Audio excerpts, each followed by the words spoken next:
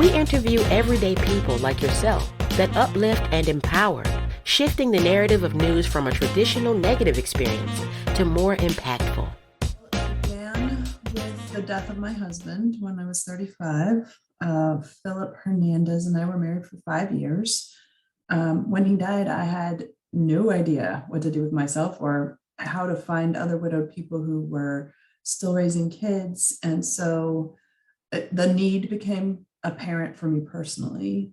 And it led me to start asking questions like, where would you find information from other widowed people? How do you connect? I went to a typical support group, but I didn't find anybody who had sort of a shared experience.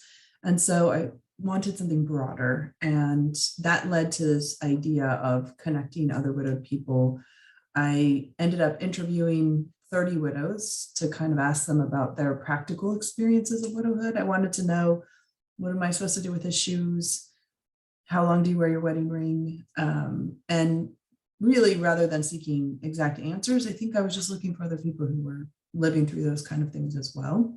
So that experience of meeting other people really solidified the power of community for me. And more than their answers, these other widowed people who were willing to share their stories with me helped kind of provide a perspective and a scope of the widowed experience. And so I thought, wouldn't it be cool if I could get all of these people together? And then the idea sort of grew into, what if it could just be any person who had experienced the death of a spouse or partner coming together? And so that led to this sense of, okay, so that's probably a nonprofit and an event. And so I really just sort of started taking the steps to learn, how do you do it? How do you start a nonprofit when you see a gap in service, you believe that there's a way that you could serve? And so honestly, I started with like very basic reading, like Google, how do you start a nonprofit? And then over the years, I've been a nonprofit professional for 14 years now, and have since learned so much about the nonprofit world and so many things I didn't know when I began. And to be honest, if I had known all the things I know now, I'm not sure if I would have had the confidence to do what I did. But it was kind of like in the not knowing and in the not having any idea of how big the scope of what I was taking on was. So I got to sort of learn it in chunks and begin to kind of grow the organization organically. We started just before social media. So we were founded in 2008. Social media was out and about, but wasn't the way that you carried your message yet. And we were sort of right on the cusp of that. So social media sort of took off in becoming a part of, everyone's sort of daily lives. And that allowed us access to a lot of other widowed people and began that sort of growth cycle that Soaring Spirits has experienced since the beginning. I want to go back to something you said, and you talked about having the confidence. So where do you find the confidence and the courage to not grieve within yourself and like make yourself secluded from the rest of everyone else, especially with everything that you went through?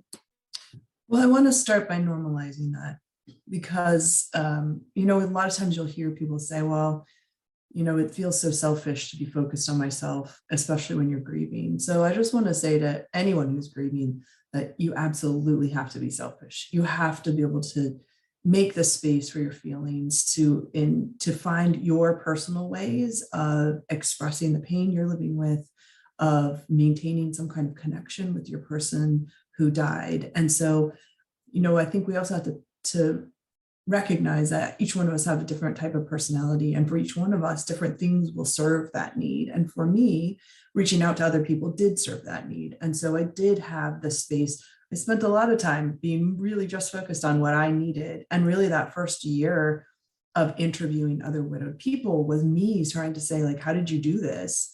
I had this sort of secondary goal, but it didn't have a shape. I didn't know what I was going to do with it. And I didn't have the confidence at that time. And the other thing I think to note is that this idea and this organization grew with me. So as I continued to become more confident in my daily life and in having the experience of processing my grief step by step, for me, that was in community. Finding other widowed people made a huge difference for me. I did some personal therapy with my kids. And so, I kind of provided myself with a variety of tools for managing the grief and for making sure that I was being honest with myself about grieving. And so I think so many times, and I think this is important for people to know, especially this idea of like start a big organization, right? That was not what my intention was initially, but also that you can get really busy. And so many times, one of the ways of avoiding your grief is get busy. If you can get busy and fill your day from top to bottom with nothing but moving from one thing to the next, then you can avoid the pain that comes from missing the physical presence of the person that you're grieving. So that just doesn't work. It really makes, it's a running away from something that is a reality. And that what will happen is at the end of every day, when you've filled your day with everything you possibly fill, you still come back to the reality that that person's not there. And in the case of a spouse or partner, you come back to your room, it's time for bed, and they're not there. And so I want to make sure to note that I, yes, was busy. I, yes, did fill my days, but I also had very little energy for anything outside of what was mandatory. And this reaching out and the very early steps of starting this community were more a way of me saying, how do I find other people who get this? And as I began to grow, heal, make space for my own grief, process my own grief, then the idea started taking shape. I understood what that community gave me, and I wanted to give that community, at least access to that community, to other people. I want to ask about, like, there's a gray area between losing your husband and like the beginning of Soaring Spirits. And I was looking at your bio and doing my research for this interview, and I saw you have a friend named Michelle. So what was it like not only having ultimately a partner to go through this with you, but someone who was really sharing almost your exact experience? Well, what's interesting is she came to me. So we are related. My brother-in-law is her cousin. And so my nephew is her second cousin. And the reason we were connected is because at that time, I was looking for other widowed people. She was widowed 2 months after I was. My sister reached out to her, or reached out to me to say, could you say something to her? And I thought, I don't know what I'm going to say. This is the worst thing that's ever happened to me. If you want to talk about it, I guess, call me. And so it took 4 months before she felt ready to have that conversation. So she was widowed 4 months. I was widowed 6 months. We always like to tell people we started the conversation, that first email, and we just still haven't stopped talking. So, and what that did for me, I'm glad you brought that up, because as I said, I looked for community. I was looking for other people who were living what I was living. And her experience was so similar to mine in some ways and different in other ways. Her husband died of cancer. They walked that journey together. My husband died in an accident. So, it was 1 minute I was married and the next minute I was widowed. But despite those differences, we are the same age. We both were parenting a grieving child or multiple grieving children. And we kind of view the world in the same way. And so the beautiful thing that came from our relationship, obviously, besides the fact that we walked through everything together, first anniversaries, the first wedding anniversary, their birthdays. And what we offered each other was a safe space to be able to just be however we were. And we would literally talk every single day. And that was a way of processing. So as you said, in that gray area is the time where I'm growing into myself, to this new self that I'm becoming through my widowhood. And I'm doing that in partnership with my friend, as well as beginning to stretch that out and say, okay, we were so valuable to each other. What if we could offer a space where other people could find each other in the same way? She continued on in her career, and I really became passionate about making that possibility a reality for people. And in fact, one of the programs of Soaring Spirits is called Widowed Pen Pals. And it's based on my relationship with Michelle, because we first met each other through email. And for a good while, just emailed. Every single day we would email each other. And then of course that led to phone calls. And then eventually that we didn't meet each other for 8 months. So we met in person after 8 months. She lived in Texas, I live in California. And then, like I said, that conversation has been ongoing. And I think that the thing to remember about community and her and I, our relationship reflects this, is that the beginning of our relationship was all about the death of our husbands. It was about living through the everyday of it, the reality of what that looked like, of processing our feelings, of figuring out what we were going to do with ourselves now. And as you do that with someone, then life begins to be the reality, right? Like you start saying, okay, and then she got a different job. And then I started Soaring Spirits. And then our kids would have a milestone. And so before you know it, you're living this life with someone who has witnessed some of the worst days of your life. They become a pivotal person in your life. And then you live, I like to think of it as living forward. Then you live forward together. And we have continued to do that. And the beauty of it is it's based in this experience that we shared. And so when that experience inevitably stirs for some reason or other, whether it's a life experience for the kids or it's just a moment where still, Bill's been dead 16 years. Every once in a while, something will happen. I'll be like, oh my gosh, I need to tell Phil.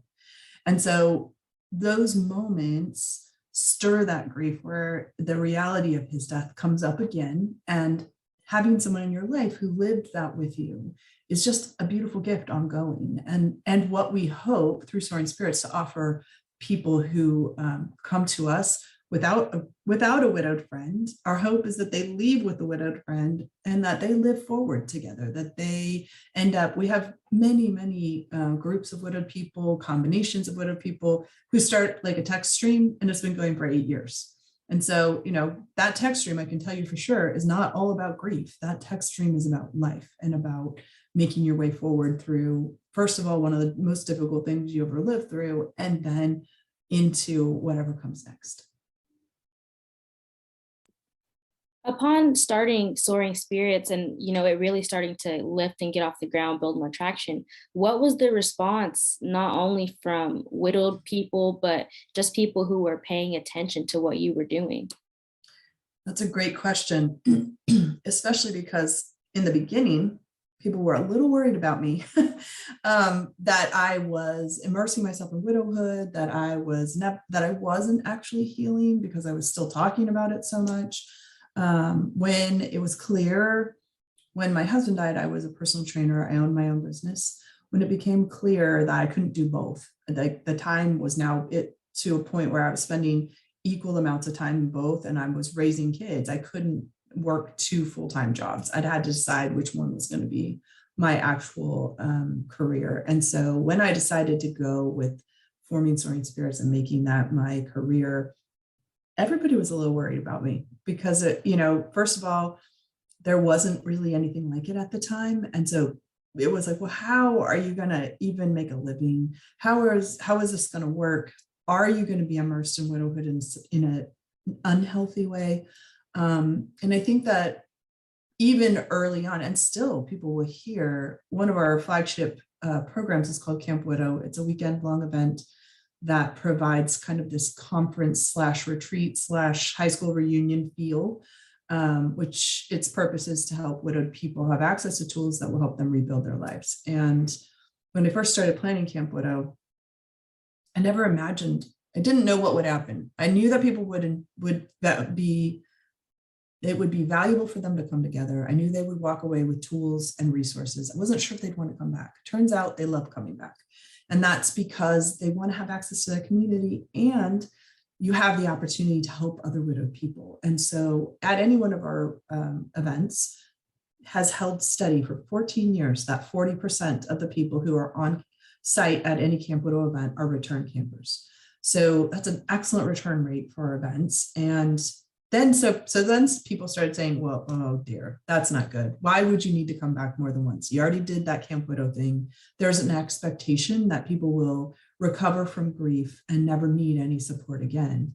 And so there's still many times the misconception that people come back to Camp Widow because they're broken in a way that can't be fixed or because they're unhealthy in their grief. But the truth is that the people who are best able to build resilience through difficult experiences have access to ongoing tools. And what I needed when I was 1 year widowed was very different from what I needed when I was 3 years widowed. At the end of 1 year, I've just completed sort of the cycle of all the firsts. I'm kind of coming out of the fog of, I can't believe this is happening to me. This is still my life. By the time I get to 3 years, I'm like, okay, what do I want for my life? How do I build this? How do I include Phil in whatever I'm building? Those are very different questions. And so coming back to Camp Widow means I have access to different types of workshops, different types of presentations, different types of conversations. So going back to my personal story, it was a similar thing, is that at first it seemed like, oh, maybe she's not healing well, or maybe she's going to be totally immersed in widowhood and never get through it, to now understanding that my personal resilience has been reinforced over and over again by the opportunity to share my story in a way that helps other people understand theirs conceptually, that helps other people have a model for recovery, that builds friendships and relationships that live forward, and model that for people so they understand that they don't have to get over it. They don't have to pretend like their widowhood never happened to them. Instead, they build a life that includes what's happened to them in order to have access to all the tools that help them survive it. And that has been a really pivotal part of the building of Soaring Spirits and of my career as a nonprofit professional, because what I've had to do is dig into some of the things that made me able to live through the death of my husband in order to live through the building of an organization, which, building a nonprofit organization is not for the faint of heart. It is hard work. It requires all kinds of skills and tools that you might not even know you have. And if you don't have them, you certainly need to be able to develop them. And so now, 14 years later, I think people are better able to understand my role in what has, not only in the building of Soaring Spirits, but also in how building Soaring Spirits has impacted my personal life, the ways in which resilience have been built, not only for me, but for every person. We've had 4 million widowed people interact with the programs of Soaring Spirits. We've had tens of thousands of them come through the Camp Widow program. And so being able to have that option of continuing to offer resources, not only for those who are newly widowed, but for those who have now started that living forward process and need not only a community, but resources to do it, has begun to express, I think, the value of the Soaring Spirits community and of the work that we do in the world. The next thing I want to ask you is, how did you do this with children? Because obviously your children need you and they're also experiencing this loss too. So where was that overlap where you're taking care of yourself, but also your kids? Well, one of the things that's unique about childhood grief is that children can only experience and understand their grief in an age-appropriate way. So a 5-year-old will understand the death in a very different way, obviously, than a 13-year-old or an 18-year-old or a 25-year-old. But my kids, I had a blended family, so 3 stepkids, all adults, and then my kids were 14, 13, and 11 when Phil died. And so they understand it in the way that those ages can understand it. And then what happened is that as they grew and as they got older, especially because I suppose this is true for anyone, but in our case, because it was an accident, as they got older, they had more questions about the actual details of the accident. They had more questions about, about sort of the broader scope of grief and what that means. And they would have new understandings at every different age. And so as a parent, that feels a little bit like you're being pulled back, so the key for parents, I think, is to be able to really spend the time that you need. It's really difficult to manage both grieving kids and your own grief process, and being able to ensure that you have resources for both of those things is really important. One of the reasons why Camp Widow is such a pivotal thing for widowed people who attend is that it sort of takes you out of your regular life into a little bubble where you get to process your grief, do it in the company of other people, also be free of your daily responsibilities, so that when you come back, not only to your daily life and to your kids. If you're a parent, not only do you have tools and resources, you got a little break. You were able to not be the responsible parent for everybody's grief for just a minute, and you could focus just on your own. And so for me, as I said, I really worked at trying to make sure that I had the support that I needed. Michelle and I's relationship was critical to this for both of us in parenting grieving kids, because we had somebody to talk to about, especially when it went from preteens to teenagers. It was like, is this a teenager thing? Is this a grief thing? Is this a grieving teenager thing? Does it matter? Like, will it change the way that I manage this situation or what resources I offer? And so it was, what I will say about nonprofit work for me, especially at this phase in my life, was that it was flexible enough that I could be available for my kids. So I could be home after school. I could take them to and from. I could be present for whatever was happening at school. And so while the work was hard and crazy and all of the time in some ways, it also was really flexible and allowed me to be there in ways that if I had had to be present at a physical location at a job from, any certain number of hours, it would have been really difficult for me to adapt to the needs of the kids and to adapt to my own needs as I grieve. So it really was a gift to us that I was as able to have as flexible of a schedule as I did, especially during their teenage years, because at 14, 13, and 11, as we're coming into 3 years, I'm, 3 years after Phil's death, now we're at, 17, 16, and 13 or 14, and they were just learning it and figuring it out and being teenagers at the same time. That was a lot of hard work. I can imagine teenagers can be difficult no matter what's going on. So I kind of want to get more into the technical stuff now. So how does someone get involved with Soaring Spirits? So it depends on what they want to do. So if you're a widowed person and you're seeking support in a community, going to our website, soaringspirits.org, is the best place to start. There's a programs button that will give you a full list of all of the different things that we do. Same thing with events. We hold a variety of what we call regional social groups. So those are, one of the things that happens after your spouse or partner dies is that you may have a bunch of coupled friends. And so now suddenly you're the single person within a scope of people who maybe you love and appreciate, but sometimes it's just hard to be the only single person in the room. And so regional social groups were started to take what we experienced at Camp Widow, which was the freedom of conversation and to be able to enjoy other people who are sharing the same life experience, and take those into communities throughout the world. So we're all throughout North America. We have a group, more than one group in Ireland. We have one in Japan. We're just now adding Dubai.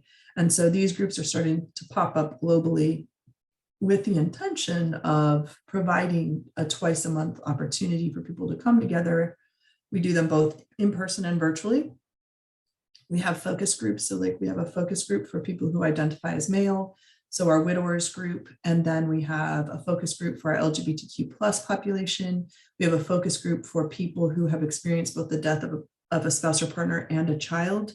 That's a really unique bond for people who have lived through both of those really traumatic experiences. So all of that is listed on our website. So if you're a widowed person and you're looking for a place to find that community, starting on the Soaring Spirits website, which is soaringspirits.org, is your best place. If you are either a funder or someone who wants to volunteer, that is also the place to start, but instead you'll go to About Us, because that gives you opportunities for how you might get involved. We have both virtual and in-person volunteer opportunities. For anyone who's widowed, oftentimes we'll have people come to us, maybe they've been widowed 8, 10, 20 years, and they think to themselves, I wish I'd had this community. I'd like to participate by offering my volunteer services. And without fail, they always end up, being served, because the truth is, once you've experienced the death of a spouse or partner, you never forget that. It's always going to be a part of your life. It's not necessarily going to be the central part of your life or a key part of your identity, but it is something you've lived through and something you are familiar with. And so as soon as you're immersed in that community, it sort of gives you a space for your own feelings, whatever they may be at whatever stage you are. but also helps to build resilience by making meaning out of this really horrible experience, by using it to help other people who are newer on the journey come to a space where there are people who can hear them, because they also have had this experience, but they're not in need themselves of emotional support. So it just builds a really beautiful community layered in all kinds of experiences. I always tell people, death doesn't discriminate. And so the most diverse community you could possibly get is the grief community, because every single human, no matter where they are, no matter what life they've lived before, no matter what their cultural experience, religious experience, any of those things that would typically maybe separate us, the grief community is this huge melting pot of everyone, because we'll all grieve at some point in our life. And so we are focused, I will say, on the widowed experience, because we built this organization with the idea that widowed people were going to be helping widowed people, and that this really unique experience brought us together. So we are focused on that, but anybody who feels like they would want to volunteer, we do have volunteers who are not widowed themselves. Maybe their brother or their sister is widowed, their parent is widowed, a good friend is widowed, and they've witnessed the difference Soaring Spirits makes. And so they become donors, they become people who are willing to assist with back-end tasks, and we welcome all of that. I also wanted to ask you about the Camp Widow experience. What can participants expect when they participate? So we have two different types of Camp Widow. The first one is the weekend-long event. And what they can expect, oftentimes I'll normalize it right away. People are terrified. What have I done? Why in the world would I want to come to something that's a weekend long full of grief? That sounds terrible. Another question people will ask me is, do you sing Kumbaya? Are there like s'mores? Do we camp outside? So I'll clarify, we camp at the Marriott. That's my kind of camping. So very good beds. And the entire experience is custom designed to address the needs of widowed people as they have been expressed to us through the years. And so that includes a workshop schedule, which will address wherever you are in the timeline of widowed experience. By that, I mean newly widowed, which we classify as widowed a year or less; recently widowed, which we classify as 1 to 3 years widowed; middle widowed, which is 3 to 5 years; and seasoned widowed, which we acknowledge as 5 years or more widowed. And all that means is you've been living with this for a while. And so if you are a person who's been widowed for 8 years, let's say, and you've never had the opportunity to be in community with other widowed people, and you think, oh, this event really is just for newly widowed people, that's definitely not the case. We build this event to address each one of those different areas. And recognizing, so we pair two different things. One is our experience serving widowed people over the 14 years we've been serving. And the second is our research. So we do have a research center. It's based on the campus of Schreiner University in Kerrville, Texas. And what our goal there is to address what are the unique areas that build resilience in widowed people specifically. The research that we've done has influenced the program we have planned. And so this weekend long event, from the beginning to the end, is all based on both our experience, what widowed people have told us, and also the research that we've done in order to ensure that we're offering a slate of workshops that are valuable. You'll find that there are social events mixed in so that you have free time to be able to talk to other widowed people you've met. We offer the opportunity for people to connect around how your person died. And the reason this is important, so you can imagine all of us having lived through this pandemic time, that if you were widowed by COVID-19, there are some really specific and unique elements to that grief experience. And so meeting other people who have had that same grief experience, or at least have the same cause of death, can be such a validating experience. So there is a time where we offer that opportunity to connect with people around how your person died. Then we also have an opportunity to connect with other people who may be in your geographical area, so that we've had people discover that they lived on the same street. Both of them come to Camp Widow separately, have never met, didn't even know that the other one lived there, only to discover that there's a friend right there on the same street who not only now has attended Camp Widow with you, but also is available to share that common connection. And so we built throughout the weekend all of these different things. We also have a dance party, which people are always a little confused by. But you can imagine that because grief is so heavy, and because the experience of, especially for spousal and partner loss, is that, that would be the person you might go dancing with. That might be the person who, was your favorite dance partner, or they might have hated dancing. You never got to dance because they didn't want to go. But in any case, the opportunity to feel free to experience joy can be really difficult to find. And we just know that in company of other widowed people, that makes a huge difference. And so we don't have the dance party until Saturday night. So you've done full 2 days worth of workshops by that point. And what we say to people is we're celebrating each other, we're celebrating our loved ones, and we're celebrating the connections that we know we're taking home with us. And then we have a short half day on Sunday and send everybody home.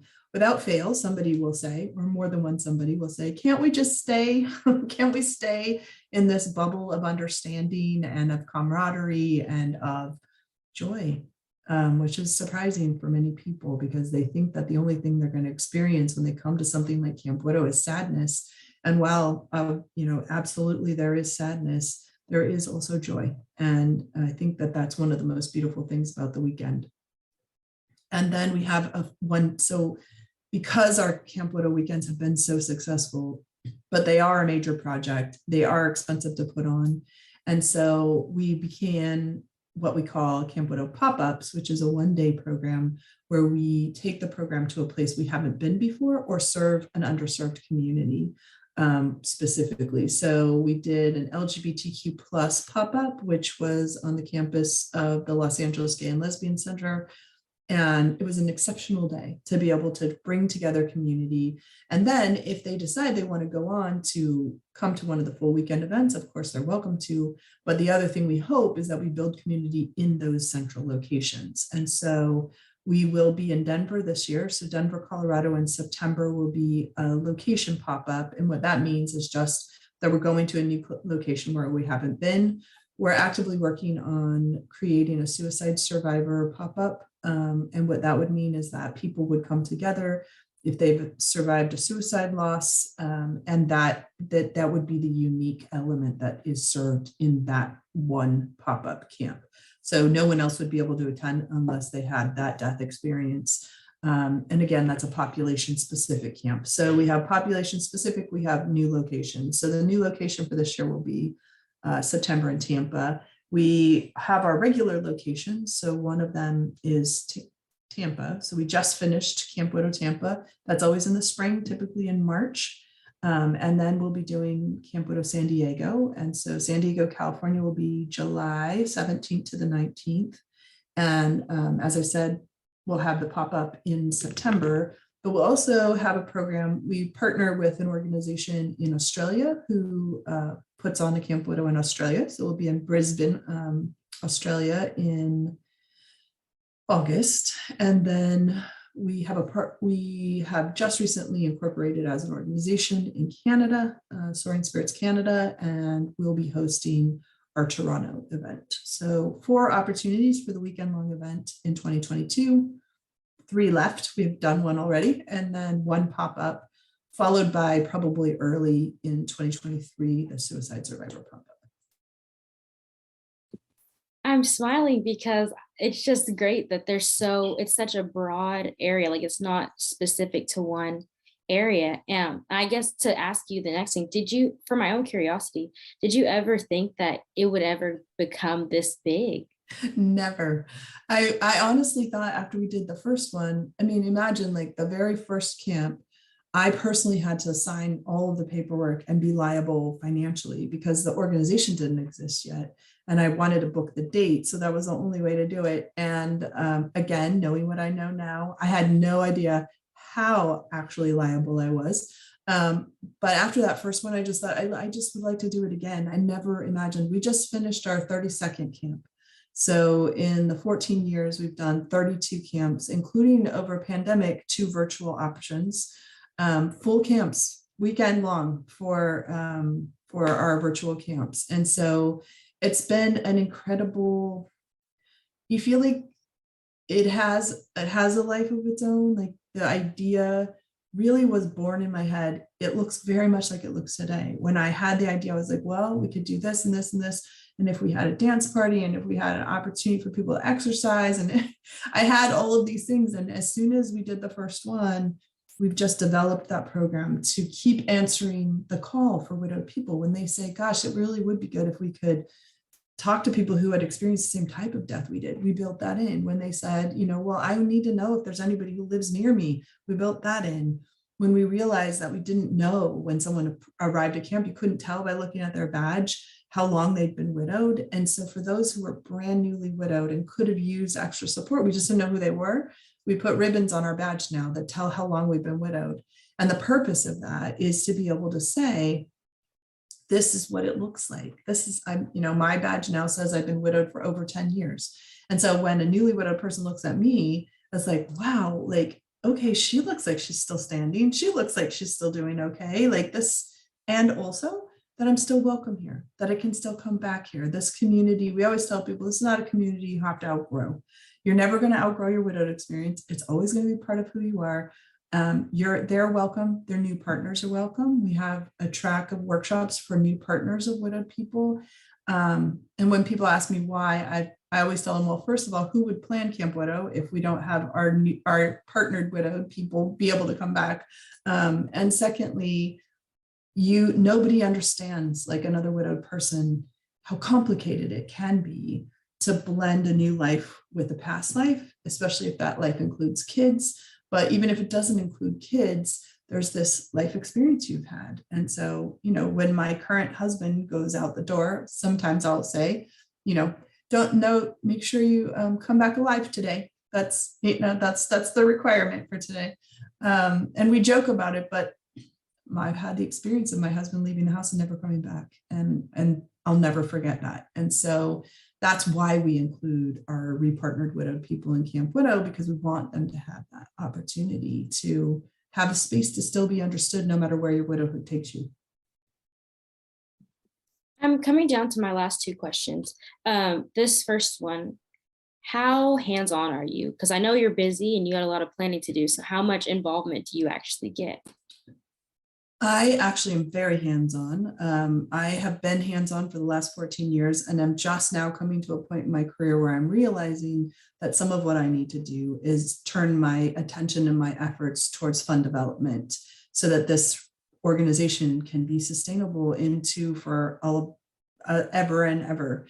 I know that this is not this, we serve a need that is never going away.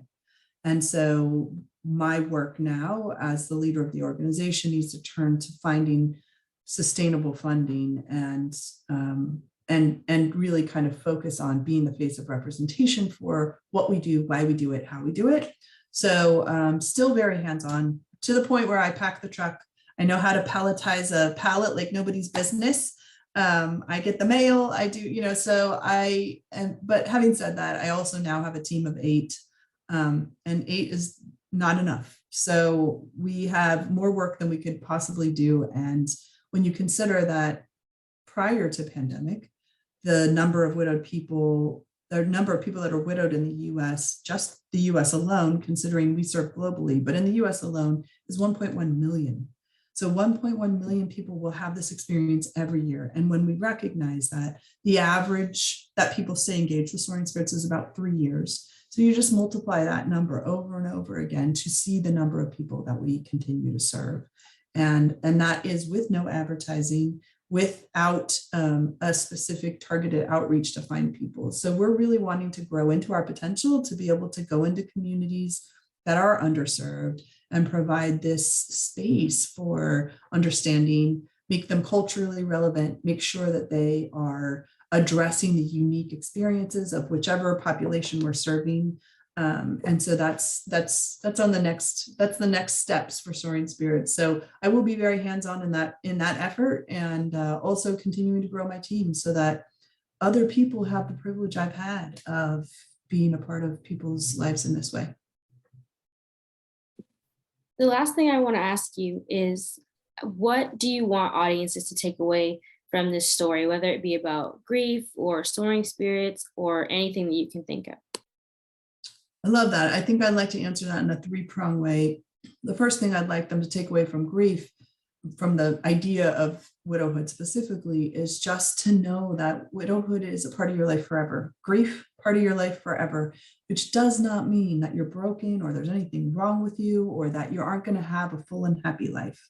Just to know that you will all, when people ask me how long will I be grieving Phil, I think probably for as long as he's dead.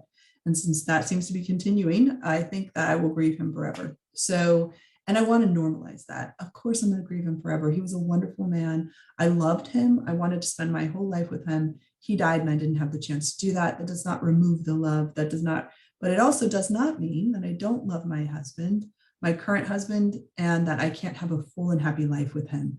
I just have to integrate that love I have for Phil. So for all of you listening, the truth about grief is that it will always be a part of your life, but it will not keep you from having, it doesn't need to keep you from having a full and happy life. Happiness and sadness sit beside each other all the time, happens every day. And then from a nonprofit perspective, I just want to say, sometimes you don't need to know all the answers. Sometimes what you can do is follow your heart. I always advise people, do your homework, show up with humility, make sure you're asking questions of people who are doing what you're doing so that you can learn from them. Identify what the gap is in service that you believe you are addressing, and make sure there really is a gap there, so that when you're building your programs, you're able to speak to what makes your offering different, what enhances it. What I love about Soaring Spirits is it sits beside anything else that someone might do to support themselves in grief. So I'm not telling people Soaring Spirits is the only thing you should do. I'm saying Soaring Spirits and a community of widowed people can enhance whatever else you might do. And so if you can come to that as a nonprofit with the understanding that there's no be all end all, there is this collection of resources and support, more so than ever before, really, that's available to people who are grieving. As a leader, it's important, to come to that with humility, to understand that we have a place and other people have a place too. And so if you're yourself considering how might you serve by starting your own nonprofit, or look into other nonprofits that care about what you care about and offer. Nonprofits are always short on funding, on help, on volunteers who will be reliable and continue to care about the cause. And so we all have the opportunity. I love the idea that changing the world is a team sport. And if we can decide that we're all on a team and we can work together to make a difference, we'll make a better world for sure. Well, that's the last question I had for you. We've said a lot, but if there's anything that you feel that I missed or that you wanted to touch on anyway, this would be your time. Or if you don't and you just have questions for me, that was also. Awesome. Well, I would like to say to anyone who's listening and thinking to themselves, oh, but I'm not widowed, so none of this matters for me. I just want to remind you that there are people around you who are widowed. And if you've heard this today and think to yourself, that's cool, I don't need it, but that's great. Consider offering it as an option to someone who who's widowed, no matter how long they've been widowed, because it's always incredible to me how many people make their way through widowhood with no community at all, and the value that they get in making meaning of their own experience by offering to support other widowed people through volunteerism or through donations. And so knowing about Soaring Spirits, sharing Soaring Spirits with the people in your life, without fail, at the end of every conversation I've ever had, somebody will say, oh my gosh, my sister was just widowed, or my neighbor, or my coworker, or someone I love, or somebody will reach out to me 6 months later and say, remember we had that conversation, and then just yesterday, this experience happened and I knew right where to send people. So I just offer that as an opportunity. One of the things that's the most difficult about watching someone you love grieve is the helplessness you feel in not being able to take the pain away from them. What's beautiful about knowing about Soaring Spirits is, while you cannot take away the pain of someone who's grieving, you can offer them support. You can come to us for suggestions on how you might support people who are grieving. So please keep in mind that even if Soaring Spirits is not for you, it could very well be for someone you love, maybe tomorrow or 6 weeks from now or 2 years from now. Thank We'll you be for here. listening. Continue to listen and support our journalism at WeINSPIREmovement.org. Hit us up on all our social media for daily inspiration. Nothing but the good news.